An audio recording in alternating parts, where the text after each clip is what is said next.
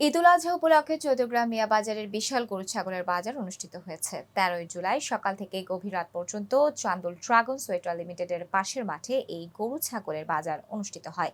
বাজার ঘুরে দেখা গেছে দূর দূরান্ত থেকে ক্রেতা বিক্রেতাদের নিরাপদে গরু ছাগলের ক্রয় বিক্রয় চলছে। বাজারের দায়িত্বে থাকা মোহাম্মদ মফিজুর রহমান মজুমদার জানিয়েছেন, বাজারে ক্রেতা ও বিক্রেতাদের জন্য পর্যাপ্ত নিরাপত্তার ব্যবস্থাও করা হয়েছে। এই বাজারটির বিশেষ সুবিধা হচ্ছে এটি ঢাকা চট্টগ্রাম মহাসড়কের পাশে হওয়ায় খুব সহজেই গরু ছাগল আনা নেয়া করা যায় বিধায় ক্রেতা বিক্রেতাদের আগ্রহী বেশি। আমরা আশা করি আগামী রবিবার একই স্থানে গরু ছাগলের বাজার অনুষ্ঠিত হবে।